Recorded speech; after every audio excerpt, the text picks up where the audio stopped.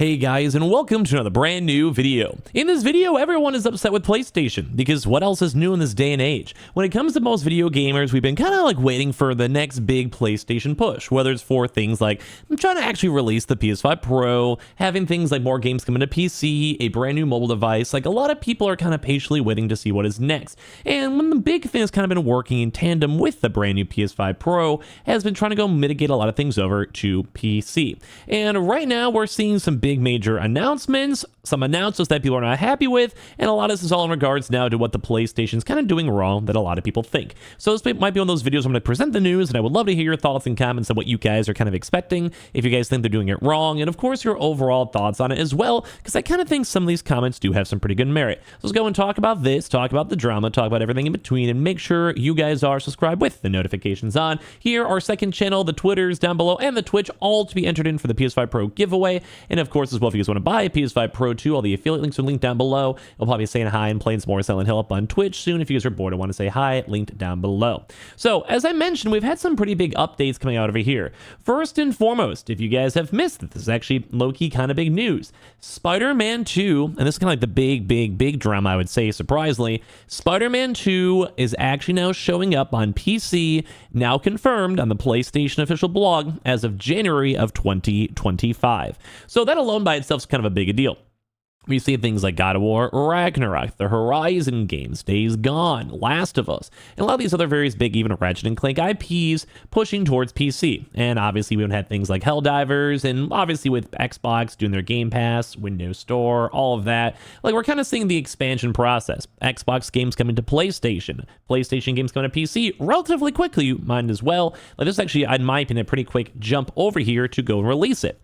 And bold, this is good news, but this is not the drama, but it's kind of stemming up the drama over here, saying like, Marvel's Spider-Man 2 is officially coming to PC, announced on Marvel's stage at New York Comic-Con today. Their latest entry in the critically acclaimed Marvel Spider-Man franchise arrives on PC as of January 30th, 2025 via Steam and the Epic Game Store. So if you want to wish list, you guys can go do that as well. It's basically saying, hey, this is going to be bringing the Marvel Spider-Man Remastered and Miles Morales to a new audience on PC together with Insomniac and Marvel Games has been a great experience for us at Nixie's, says Julian Hoodprints, community manager at Nixie's. We are excited to continue this collaboration and bring Spider-Man to PC, and with a suite of enhanced features, including enhanced ray tracing options to take full advantage of the variety of setups and configurations. Stay tuned for more details on features and recommend specs closer to launch. And obviously they're releasing Spider-Man 2 over here, where you get a few different suits, you get skill points, photo mode. Like, it's all around kind of cool to see. Like, we're expecting slightly bigger improvements on PC, better specs, and I think one of the bigger things out there is mods. But this is cool. But we also had some really negative news over here, where a lot of people are now furious that Spider-Man 2 has decided not to go get a DLC.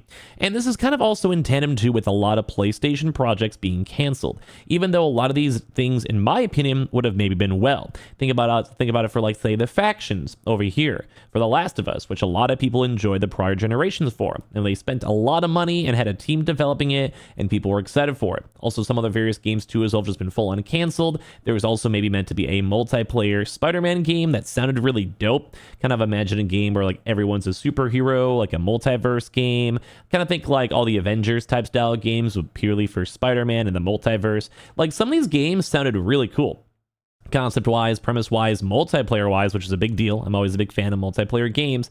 And, well, people are sad that those got canceled. But even now then, people are even more upset because there was a lot of leaks showing that there was meant to be a Spider-Man 2 PS5 DLC in the future. And same thing too as well with the Venom game that was rumored to be released as of 2024 for the holiday season that we haven't seen a single bit of news on and is most likely not coming out, because if it was, we would have heard about it already, with the holiday season pretty much involved as of right this second. So people are upset because it's like they were expecting this leak from this DLC. They're expecting Venom, a brand new IP, technically, video game wise. They're expecting, the Wolverine game and more news on that. Now, if you guys have kind of missed it though, back in the day, there was a huge breach. We covered this news pretty extensively when Insomniac was kind of taken on out, saying that there was a bunch of hackers, they held all this information hostage, they had Wolverine, and like people were actually like basically jerry-rigging up Spider-Man 2 to be played on PC because they had the PC files on PC due to the leaks.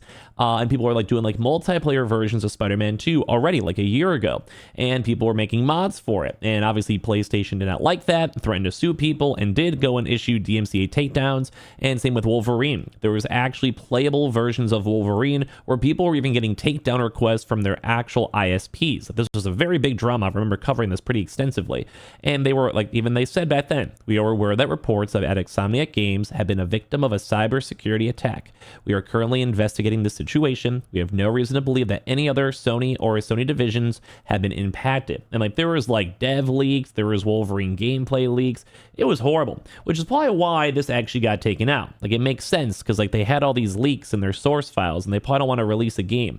Kind of think about how like GTA 6 had a lot of their files leaked and they most likely had to delay the game. Like we don't know for 100% certain because it was older source files. Without any doubt, there was definitely a little bit of a hiccup there. Now, granted, the game itself wasn't fully leaked, but some of these things that were leaked over here were fully leaked when it came to the Insomniac side. But that also doesn't kind of really stop people from being upset. Saying there are some fans of Marvel Spider-Man 2 who are absolutely irate that the game is not getting any DLC expansions. Insomniac Games never explicitly announced any additional content for the game, but without getting into the weeds of stolen information, the big hack that impacted the developer did mention plans for post-release support, which I mentioned, like we saw the leaks for. Those plans have obviously changed, and since it's now been basically announced, it's moving on from the game and working on something new. So we've been seeing people on Twitter now complaining about this with other stuff too as well. Saying now that we know a DLC ain't happening, I can officially say that Spider-Man 2 is the most disappointing game in recent history. Now, I did go play it actually not that long ago, and I did enjoy it. It was an overall good game. But people are waiting for like now a Spider-Man 3, Miles Morales spinoff, or even like the Venom game as we mentioned before from all the prior leaks. Now, when it comes to all this information too as well, I thought the game was it was like mid but good. It was a well-made mid game, if that makes sense. It kind of sounds like PlayStation games as a whole. I enjoyed it. I enjoyed the playthrough. I beat it. It was a fluid game. But I do think I kind of enjoyed the first run through like Spider-Man 1, because that was like the new age. And this was just more of Spider-Man, which is Spider-Man 2. So I didn't hate it, but I was expecting maybe a little bit more. I do sometimes feel like PlayStation plays their games a little bit too safe, which is okay. Like they sell well and they do well, so why change up the theory? But for me as a gamer, I'd rather try something new and not replay through the same game over and over again. So Insomniac not doing any DLCs feels like a really bad decision. This game feels too much like the Miles Morales spinoff rather than a sequel, and not getting any DLC while the game is so ripe for extra content just feels even worse. And this also stemmed off the fact that Miles Morales was technically a spin-off, but also a combination with Spider-Man 1. And that was a big solid game. People really enjoyed it. It was all around good vibe, you know what I mean? So people are mad about it. So saying, to be honest, this reaction has surprised them, basically saying, why did they not go get more stuff? They want to have more DLC. It didn't make any sense on why they're not doing it. And so people are very upset about it. But as well, that doesn't also stop that like other people are complaining about other stuff with like the PlayStation VR 2 as well, where people are basically saying like this is a poor apology to PlayStation fans. People are not happy with this. A lackluster accessory that gives Sony's VR headset a new lease on life only highlights the failures of the platform. So let alone we're seeing some of the biggest PlayStation games getting dogged on right now, which I understand why. They want to maybe move on or had things hacked or whatever. But we're also seeing things like the PlayStation VR 2 once again rearing its ugly head and not doing well.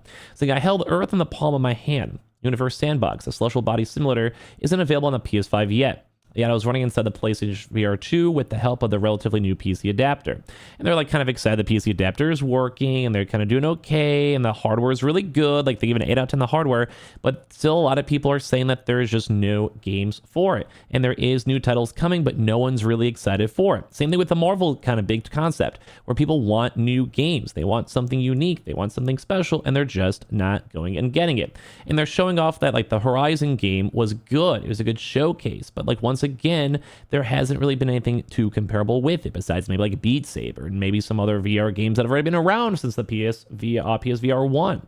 And people are also saying, like, why not just get the MetaQuest? Why not get these other various bigger headsets? And although the specs are very nice, people are upset that you still need to have the PC adapter. They don't have as many games. Apparently, there's also a more complicated setup than it might be for other various things too as well. And while there is still good stuff, they aren't really fully happy with everything involved with it too. They're saying like the performance is still kind of mediocre, although some people are still okay with it. Some people are saying that there's no future for it, which we've covered pretty extensively on our own channel, that they've had a lot of game companies shut down and funding loss and everything out here from the PlayStation VR 2. So it kind of seems like right now the general community is like, where are our games? Like, I mean, the PlayStation is doing well. The PS5 Pro is doing great, and all these brand new updates sure are great, but we're missing out these big AAA games on the VR end, on the mainstay end, like, and people are waiting on what's going to be the next big major game that we're all excited for. Like, we keep on getting these remaster remakes, and people are starting to get a little bit tired of it.